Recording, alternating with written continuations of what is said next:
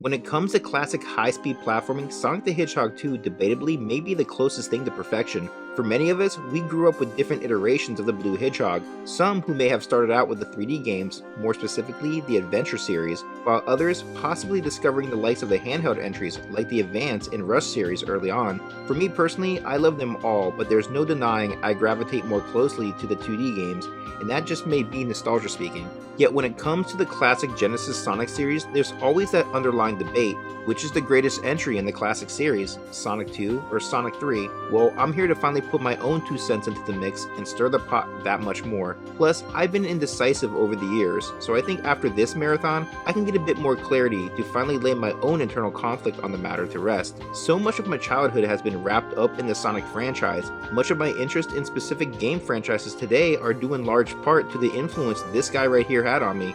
I really can't think of a single trilogy of games, if you include Sonic 3 and Knuckles as one entry, that I can religiously come back to on a yearly basis and play through as much as I do these right here. The classic series is just so smooth in delivery, executing a vast assortment of high-speed tricks as you journey across an assortment of the most creative platforming segments the late 90s had to offer. As I mentioned previously, Sonic 1 was my very first run-in with the Sonic franchise and would go on to be the sole reason for purchasing a Sega Genesis. The original release of Sonic 1 still holds up, placing a great deal of emphasis on the momentum-based physics as you journey through the wonderfully rich zones throughout South Island. Coming off the release of Sonic 1, never would I imagine I would be treated to a follow-up with the magnitude of Sonic the Hedgehog 2. In such a short span, roughly 9 months of development if not mistaken, we were treated to this very sequel, and while doing so, executed a near flawless delivery in almost every way possible. There's a lot of notable sequels out there that build on the foundation of a franchise, taking the original concepts and expanding on them, fleshing out and refining those ideas into something truly special. Sonic 2 did so in a way that they not only built upon that initial formula, but in a way reinvented it all the same. I would first get a taste of this new Sonic 2 upon laying my eyes on the all-new Sega Genesis Model 2. For most of my childhood, I would share my game consoles with my siblings, more specifically, my older brother. For the very first time, I was getting my very own console, and by doing so, was also getting that sweet packing game that came along with it. Man, those were the days. A time when having packing games for a console were a must, especially when you have the latest blockbuster game coming out that summer or holiday season. When you have a true system seller on your hands, you bundle that shit with your console, no questions asked. Oh, and throw in an extra controller from time to time for safe measures. However, I was still playing Sonic 1 at this time, and most of my gaming insight was coming from none other than Nintendo Power, so it wasn't as if Nintendo was going to give me the lowdown on their adversaries' latest endeavors. Nowadays, most of us know that Nintendo had a near monopoly on the North American market share around this time. I didn't get my hands on those sweet Sega Visions magazines until years later, and unless you had the right connects on the schoolyard, a lot of the times you were stumbling upon new releases. I knew over time there was a Sonic 2 on the horizon.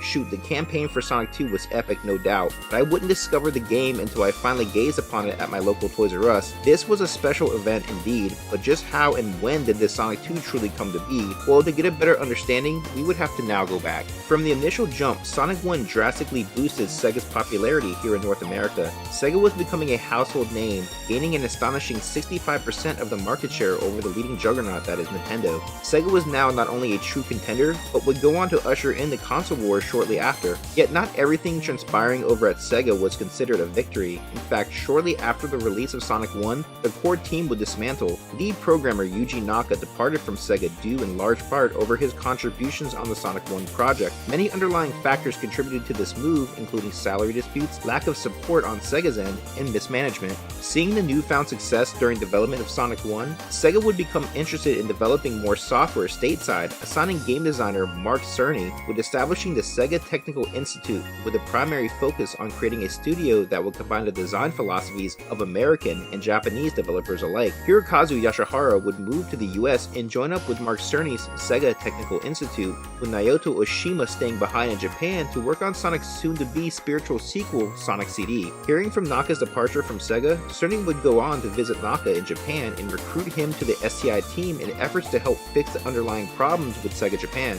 Other members of the Sonic development team team joined Naka on their new vision for Sonic moving forward. With the newly assembled Avengers, STI would go on to pitch a sequel to Sonic the Hedgehog in late September of 1991. Sonic 2 would be Sega of America's blockbuster hit for the following holiday season. This would essentially give the team an 11-month development window and ample time to gather the resources needed. However, Sonic still being a fresh face over at Sega meant there was still hesitation to greenlight a sequel to the Blue Hedgehog's adventures. Well, I can tell you now that shit changed quickly because within the next 2 months, Sonic the Hedgehog blew up, and after the initial fan response, Sega would change course. Say less, my guy. Now heading into November, Sega contacted Cerny again, giving him the go with a 92 holiday season deadline. This would instantly shave off 2 months of their development window, giving them just a little shy of 9 months to have it out for the following holiday season. Do you guys see a trend here with Sega? Because I sure do. With the newly assembled STI, Sonic 2 was granted far more manpower this time around, consisting of both American and Japanese developers. The team worked around the clock, brainstorming various ideas to enhance the experience. This would begin by focusing initially on Sonic speed, where Sonic 1 placed a limit on Sonic speed to prevent players from running at maximum speed. STI would take the training wheels off, lifting the cap completely for all sorts of game-breaking fun. Naka would implement in the ever so satisfying spin dash technique to keep players from having to backtrack to gather momentum. As the creative juices began to churn out, Yasuhara would construct a plot where Eggman inevitably took over the world, forcing Sonic to discover time travel in efforts to thwart his plans. I swear I've heard this plot somewhere before. As this concept would eventually be fleshed out farther, he would construct an overall map system and means to travel between various time periods. The idea would eventually be scrapped due to time restraints and the sheer amount of zones. Many of these concepts can still be seen through prototype builds and early illustrations. A stage like Hilltop Zone may be considered a past representation of Green Hill, where a stage's chemical plant would be considered a bad future. Ideas that would later go into the works of Sonic CD. Yasuhara also wanted to design a secondary playable character with the intent to allow siblings to play together. An in-house contest would be held to determine this new character design, with the team ultimately deciding on the artist and designer Yasushi Yamaguchi's two-tailed fox inspired by the Phantasy Star series. He would be known as Miles Per Hour. Sega felt the name would not catch on and suggested Tails as an alternative. Al Nielsen, who would go on to write the character's backstory, convinced the team to change his nickname to Tails. His relationship with Sonic would be based on the likes of Piccolo and Gohan's friendship from the Dragon Ball series, with Piccolo playing the role as a mentor figure, and let's be honest, a true father figure if I might add. Now, although Sonic 2 will go on to be one of the greatest games in the franchise, that's not to say challenges among the team didn't rise. This new STI team faced many cultural and language barriers between the Japanese and American developers. Japanese developers were accustomed to working around the clock, while Americans would oftentimes close up shop at night. Sometime late into the development of Sonic 2, Cerny would leave STI due to rising tensions between the Japanese and American development team. Complications rose as Naka demanded oversight on the project, while American development teams often felt their work was slighted and at times thrown out completely. This can be seen in many of the early scrap stages. Sega of America was often hesitant to grant additional assistance to the team due to the unfamiliarity with the Sonic brand. As the project ramped up, Naka would voice frustrations and oftentimes cut content after multiple attempts of implementation. But looking back at much of the initial build, the game could have really been twice the size if given more time. Now, one big reason for playing through these titles again on the Origins Plus collection was for the additional content. One cut stage in particular I was very excited to hear was being implemented in from the 2013 release was Hidden Palace Zone, a now iconic early zone that was cut from the original Genesis release. It featured a ton of early advertising in multiple gaming publications at the time, and a mystery I would go on to find in the game settings. Many of us would often theorize about it over the years to come. The stage was initially planned to be accessed by collecting all 7 Chaos Emeralds and would explain the origin of the Master Emerald. This was means for Sonic to become a transcended Super Hedgehog. Hidden Palace Zone still remains corrupted in its final form on the original OG cartridge, primarily due to the deletion process being rushed. There still means to access it over the years using a Game Genie or other peripherals that enhance the experience. Hidden Palace was one of the very first levels implemented in and explains why some of the assets were still left in the game overall and ultimately scrapped due to time and cartridge space. Masato Nakamura would also make his triumphant return for our follow-up sequel. Nakamura would begin composing his musical score as early as he could manage to gather resources on the project. Nakamura was indeed passionate about the project, treating the release as if it was a true major motion picture coming to the big screen, attempting to capture the real feel of the zones themselves through the concept art. He would go on to compose a soundtrack for Sonic 2 simultaneously alongside his 1992 release album Dreams Come True, The Swinging Star. With a project as good as Sonic 2, there was no denying the pressure Nakamura would feel collectively coming off the success of Sonic 1. The team at STI gave Nakamura free range to express himself, allowing him to capture those unique melodies and rhythms he was well known for. With the Genesis' limited sound capabilities, Nakamura would utilize a Roland MC4 microcompressor to convert his sound to that sweet Genesis twang. Now that we have a better understanding of how Sonic 2 came to be, what would be the fate of our Blue Hedgehog hero? Sometime after the events of Sonic 1, Sonic would take to the skies and leave South Island, embarking on a much-needed vacation by means of his Red Tornado. Upon his travels, he would discover West Island, where unbeknownst to Sonic, Eggman would closely follow suit in efforts to track down Sonic due to that ass-whooping he endured by our Blue Boy himself. Eggman learns that the island was once home to an ancient civilization that at one time achieved great prosperity using the island's mysterious stones. These stones, known as the Chaos Emeralds, were said to have been sealed by the gods deep within the island zones. With this new intel, Eggman begins to set up a new base of operations to extract the Emerald's powers. It is here at the lovely West Island that Sonic runs into our two-tailed fox, Miles Tails Prower, for the very first time. He instantly takes a liking to our blue hero and sees him as a mentor figure of sorts as the two set out to journey the island together. However, just as soon as they do, they discover that Eggman has also settled into the island and made this his latest vacation destination, with his very first excursion being the discovery of the 7 Chaos Emeralds. His goal? To harness the island's power to generate his latest ultimate weapon, the Death Egg, a powerful space station that hovers above West Island and its inhabitants. The duo of Sonic and Tails sets off across the many zones, freeing the various inhabitants trapped throughout by Eggman's control. Now, I want to say here and now, this is one of my favorite games of all time. I've been playing Sonic the Hedgehog games now for over 30 years, and there's a reason I tend to come back to this one in particular over and over. I've played this on numerous collections, from the Sonic Jams collection to the Mega Plus collection, and although they have added minute things here and there, the Origins collection added a great deal of new content. Hell, I didn't even realize until doing this review that Sonic 1 now had a 7th additional Chaos Emerald and means to go supersonic. Hell, someone in my comment section had to point out that they added in the drop dash feature, so there's that too. I was under the assumption that the spin dash was included in part due to the earlier collections that included it. I will eventually do a review of the various Sonic collections in time, but I guess what I'm trying to say here and now is that I'm just happy I have some fresh classic Sonic content, and that's primarily why I'm doing these current reviews on the Origins Plus collection. I am playing through them in classic mode, so I'll do my best to detail the changes I've come across in this new collection, and from the looks of things, we got a good amount of new ground to cover. For starters, let's talk about the elephant in the room. Sonic didn't come alone this time, he's bringing backup. The introduction of Tails as not only your faithful companion throughout your adventure, but as an optional playable secondary for a friend was huge for the summer of '92. It's 2024, and we still haven't managed to master couch co-op. Not only can a buddy pick up the controller and tag along for the ride, but you can also select Tails as a solo run. For me, this was always a treat. Sure, he couldn't fly in the original Sonic 2, but the novelty of having him aboard was there, and wait, what? If you're playing this on Origins Collection, well, you do now. Tails in flight here sort of feels wrong, but also so right, soaring the skies and really gaining access to parts only the debug menu can be capable of. Speaking of the debug mode, apparently there's also a way to unlock Super Tails in this collection. After doing my guy dirty for so many years, I'll just leave this here for a moment. Sonic 2 introduces fans to an excellent 2-player versus mode that pits you against a buddy in a split-screen 1v1 duel across the many zones of West Island. Traditionally, Sonic 2 on Genesis offered 3 zones and a special stage to race across.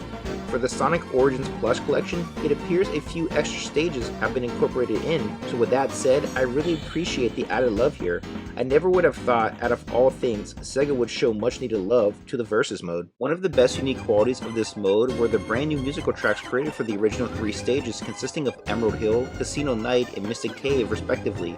All 3 tracks are ridiculously good, and if Sega would have subbed out any of the originals for these, I'm not gonna lie, I would have been fine with it. I love each one, especially Casino Night Zone. Competing in these zones themselves, you're ranked in 5 areas overall. Your score, time, boxes broken, rings held onto by the end of the zone, and the total rings collected, with the player scoring highest overall winning the round. In addition, if you choose a special stage, players compete to obtain the most rings throughout the same way you would hunting the Chaos Emeralds. The Versus mode also introduced us to a few new items and power-ups. The Teleporter, which was a fantastic little gem, allowing you to instantly switch positions with your friend. There was the Eggman item that was a bitch if landed on, sending you packing when you least expect it.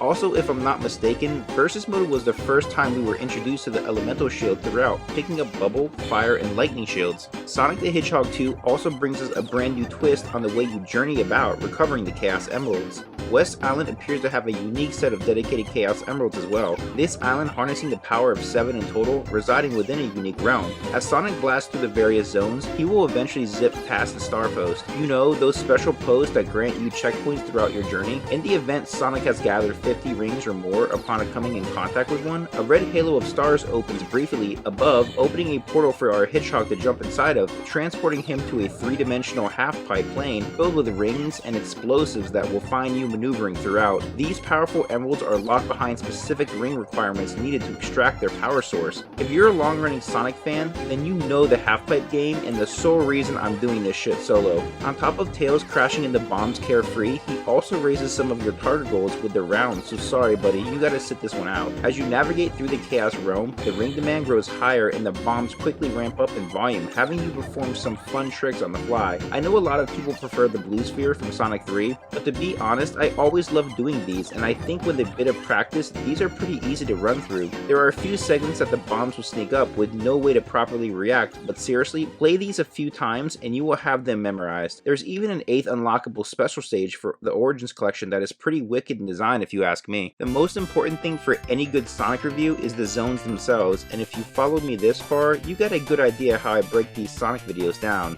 Zone by zone, we open up our adventure crashing down into the tropical green meadows of Emerald Hill, a supercharged rendition of Green Hill Zone rich in resources depicted throughout the coastal terrain. The island is overflowing in beautiful waterfalls and high-speed offerings that are perfectly carved out for Sonic to speed through. This zone incorporates some of the most well-placed speed traps layered throughout with a variety of ramps and loops that demonstrates how to truly utilize Sonic's new skill set. It's the perfect introductory level for any Sonic fan and places the blast processing on full display. Each time I play through the stage, I grin from ear to ear, racking up rings and locking eyes on each checkpoint to knock out those bonus stages early on. The end zone egg drillster is still iconic to this day, and although an extremely easy opening Eggman battle, I believe it gives you the perfect introductory challenge to get you accustomed to the controls and a taste of what's to come, allowing you to get your legs underneath you early on. And boy, will you need to get accustomed to things quickly, because within a blink of an eye, you will journey into the industrialized city streets of Eggman's chemical wasteland that will make the Simpsons nuclear power plant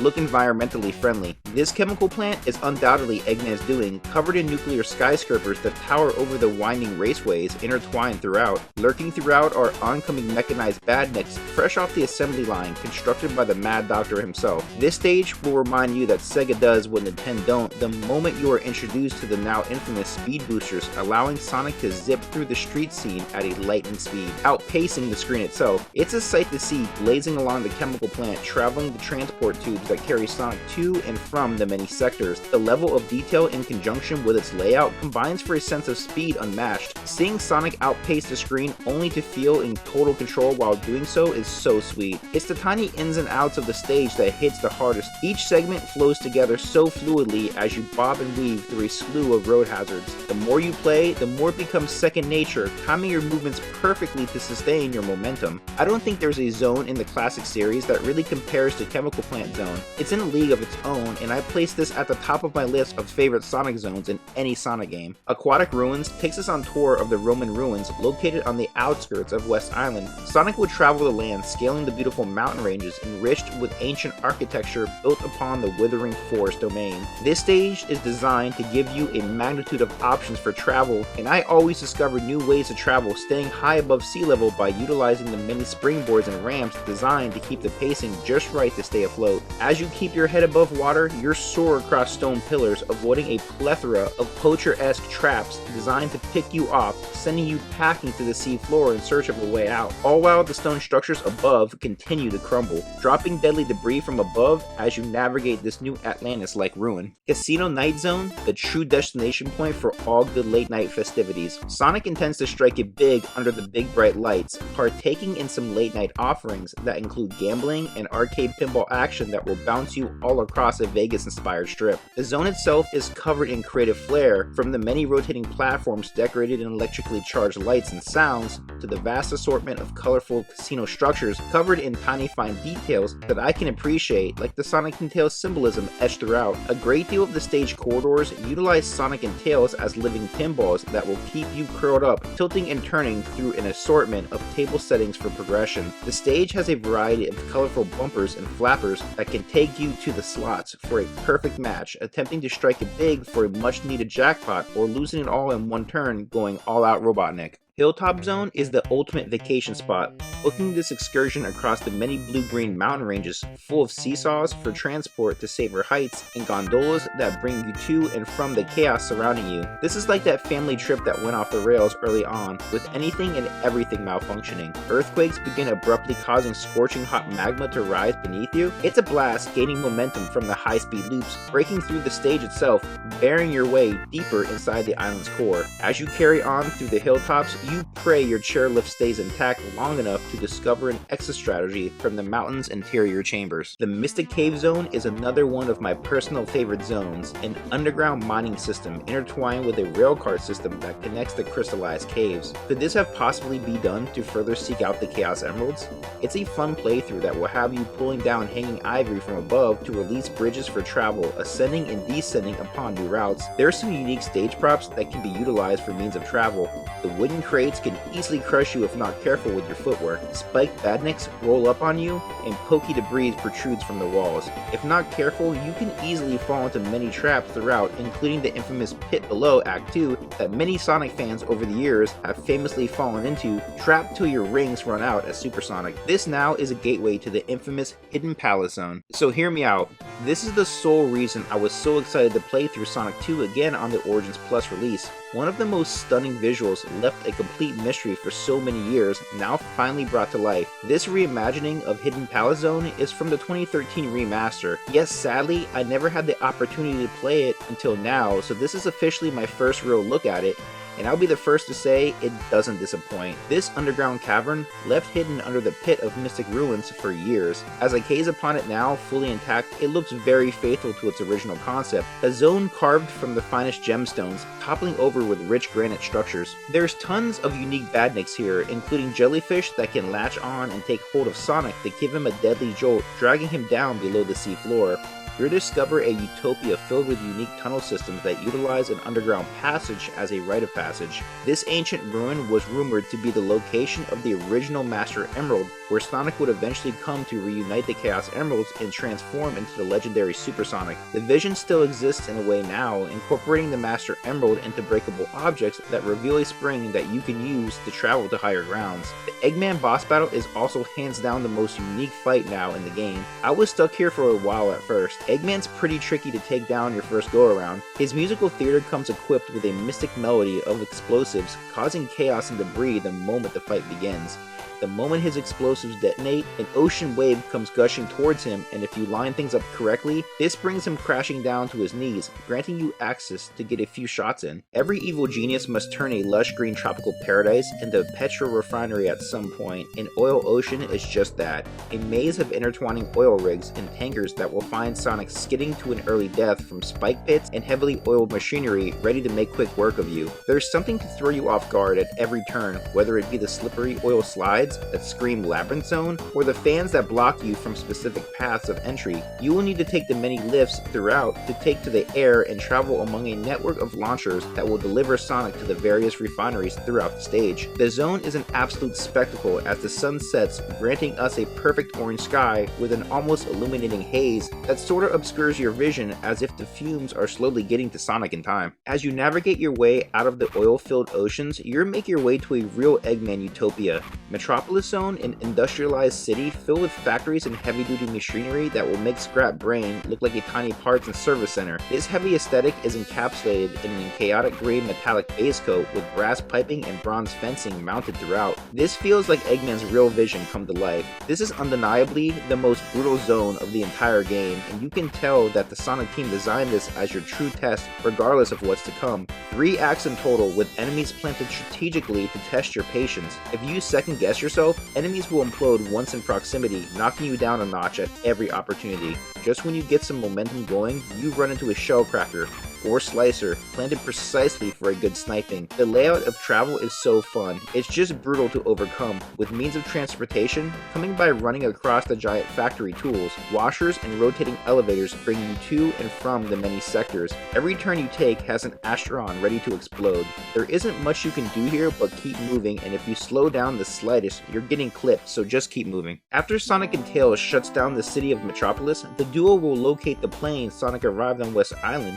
giving chase to Eggman high above the clouds. Here you embark on a single act soaring through the blue skies, shredding badniks as you locate Eggman's base. The tornado remains with Sonic at all times, keeping you from falling and allowing you to pull off some pretty sick combos bouncing off various badniks. The auto-scrolling is a nice change of pace, slowing down the gameplay momentarily to set the stage for the final act. It's a great way to just have a little variety in your adventure, and the stage theme is such a tranquil melody, it's a perfect sky theme, no doubt. You will eventually set your sights on Eggman's winged fortress as it rises up through the sky, and as the stage comes to a close, the tornado whisks off in hot pursuit. As you home in, the plane's wings get clipped, taking a nosedive, forcing Sonic to board Eggman's fortress alone. This war destroyer is fully loaded with turrets and cluckers that pop up at just the right time to catch Sonic off guard. This stage has a vast amount of shortcuts that you can manage if you know your way around the area. However, it's also pretty easy to get lost too, as many of the act's assets can sort of blend together. I always love the attention to detail this level brings, traveling the wind tunnels and being blown about by latching on to breakable panels as you navigate across the side of the ship. As you make your way down into the mainframe, you dismantle the ship's core as it begins to implode, giving chase to Eggman and following him to his escape pod headed towards the Death Egg. Just then, Tails reappears with a repaired tornado, allowing Sonic to board Eggman's escape pod set with the coordinates of the Death Egg. As you step foot onto Death Egg, Sonic discovers a short walkway leading to a chamber that finds him face to face with Eggman's latest version of Mecha Sonic. Is it Silver Sonic? Is it Robo Sonic? There's so much lore behind this character, and I for one thinks he looks just like Mechagodzilla, so I'm gonna go with Mecha Sonic. In fact, I'm probably in the minority that actually prefers this thick boy over Metal Sonic, but hey, that's just me. The battle will wage on as the Hedgehog clashes with his icy counterpart, going blow for blow in an enclosed arena with Eggman eagerly watching on as the mechanized war machine telegraphs Sonic's every move, uploaded with his own set of copy abilities. As the giant heap of Hedgehog scraps begins to implode, Eggman begins to panic, fleeing the scene and making his way down to the next corridor with Sonic in pursuit. Eggman sees an opening in the floor, jumping down into the cockpit of a giant robotic Eggman. This fight is a true endurance round your first time through. Being eager and over anxious will put you down quick. Timing your jumps and lining them up perfectly is the key to do some much needed damage to the torso before Eggman begins to move about, raising his claws to launch a fury of attacks. This will follow with him attempting to fly up and lock in on our Hedgehog for a fatal blow. As Sonic brings down the hard-boiled kaiju, a chain reaction occurs, causing the Death Egg to suddenly malfunction and implode within. As the space station self-destructs, Sonic heads for an escape port at Mach speed, busting through a release hatch, falling towards Earth. Tails reacts and soars to the sky, catching Sonic with the tornado just in the nick of time as the duo flies off with a flock of flickies. Celebrating their victory from above, this is where the action throughout your adventure comes into play. If you manage to gather all 7 of the Chaos Emeralds, Sonic's ending will slightly change, depicting Sonic going super and safely descending down to the earth with Tails celebrating with a tornado alongside him. Not really as epic as the regular ending, but my preferred ending, well, that would be saved for the Tails ending, obviously, with Sonic rescuing Tails in the tornado, my true ending to a perfect game and the ending that I'll tell my grandkids someday. Sonic 2 holds a very special place in my heart. There's no denying the legacy this game left behind. In many ways, Sonic 1 redefined the platforming experience, while Sonic 2 retooled the framework, setting the standard for a high-speed platforming formula. It was unlike anything we had witnessed before. The game rewards you for constantly thinking 2 steps ahead, while strategically placing platforms and obstacles throughout that, if approached with finesse, will elevate that experience to the next level. Many Sonic titles take the sense of speed as basis for the entire experience. This sort of non-stop hand-holding may come in an absorbent amount of speed boosters or focusing on speed and boost gauges completely, forcing you through each zone at a set pace. Sonic 2 places the perfect amount of emphasis on the speed and platforming where you can easily pick up and play the game, approaching each route gameplay with your own unique twist on it. You have a magnitude of ways to approach a stage, with each path carved out with unique hazards and obstacles in mind to enhance the experience that much more. Every stage was designed with a considerable amount of craftsmanship throughout, and the small attention to details really goes a long way. Even the concepts we have discovered throughout the years have been met with a wider range of critical acclaim, with many of those ideas incorporated into later entries over the years. Although we have yet to get to Sonic 3 and beyond, I still believe that Sonic 2's experience is one that is almost flawless in execution and establishes the bar for just about every game in the series going forward to some degree. It's an incredibly large game, and each zone is so good, it causes this sort of snowball effect by delivery that makes it just fly by. And as the years go on, we only discover more and more information about the project that really encapsulates the magnitude of it. Even with its massive success, there was so much potential left on the table, and the fact that this was finished and rushed to market in a mere 9 months is truly remarkable. I mean, after all these years, we are still getting new content added to a 31-plus-year-old game, and I think that speaks volumes for the classic series. Now, if only they reworked some more of those early prototype concepts we took a look at. Sonic 2 is easily on my Mount Rushmore of Sonic games, and the only question that raises moving forward is how just would the rest of the classic series evolve moving forward. Well, to be quite honest, at this very point, I consider Sonic 2 the gold standard, and while Sonic 2 was being finalized here stateside, another Sonic title would be in development back in Japan. In fact, some of the very concepts from Sonic 2 can be seen depicted throughout this next entry. When we return, we will be looking at the legendary Sonic CD on the powerful new Sega CD hardware. Thanks for watching. Till next time, everybody.